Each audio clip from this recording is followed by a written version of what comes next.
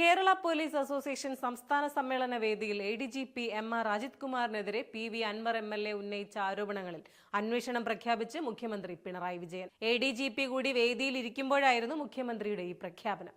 ഏതു കാര്യവും അതിന്റെ ശരിയായ മെറിറ്റിൽ പരിശോധിക്കുന്ന നിലയിലാണ് സർക്കാർ ഉള്ളതെന്നും ഇക്കാര്യത്തിൽ ഒരു മുൻവിധിയും സർക്കാരിനില്ല എന്നും പറയുന്നു. ചില പ്രശ്നങ്ങൾ പൊതുസമൂഹത്തിന് മുന്നിൽ ഉയർന്നു വന്നിട്ടുണ്ട്. അത് അതിൻ്റെതായ ഗൗരവം നിലനിർത്തിക്കൊണ്ട് തന്നെ അന്വേഷിക്കും. ഏറ്റവും ഉന്നതനായ പോലീസ് ഉദ്യോഗസ്ഥൻ തന്നെ അന്വേഷിക്കാനാണ് സർക്കാർ ഉദ്ദേശിക്കുന്നതെന്നും മുഖ്യമന്ത്രി വ്യക്തമാക്കി.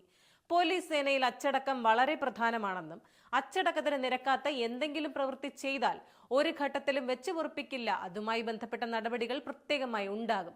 ഏതെങ്കിലും അച്ചടക്കത്തിന് നിരക്കാത്ത പ്രവൃത്തി കണ്ട് എനിക്കും ഇങ്ങനെ ആയിക്കോളാം എന്ന് ആരെയും ധരിച്ചേക്കരുത്.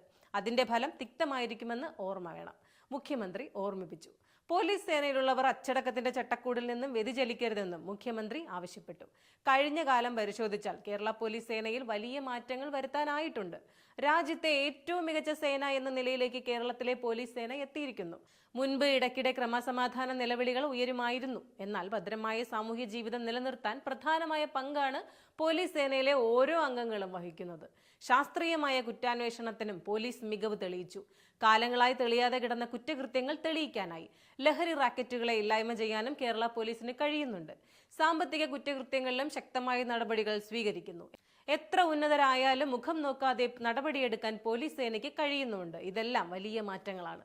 നീതി തേടി പോലീസ് സ്റ്റേഷനിൽ ചെന്നാൽ നീതി ലഭിക്കുമെന്ന പൊതുവിശ്വാസവുമുണ്ട്. എന്നാൽ ഇതിന് വിരുദ്ധമായി പ്രവർത്തിക്കുന്ന ഒരു വിഭാഗവും പോലീസ് സേനയിലുണ്ട്.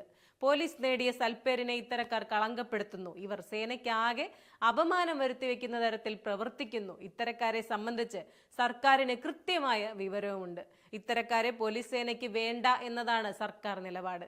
കഴിഞ്ഞ 8 വർഷത്തിനിടെ ഇത്തരത്തിൽ 108 പോലീസുകാരെ പുറത്താക്കിയിട്ടുണ്ടെന്നും ഈ നിലപാട് സർക്കാർ ഇനിയും തുടരുമെന്നും മുഖ്യമന്ത്രി വ്യക്തമാക്കി.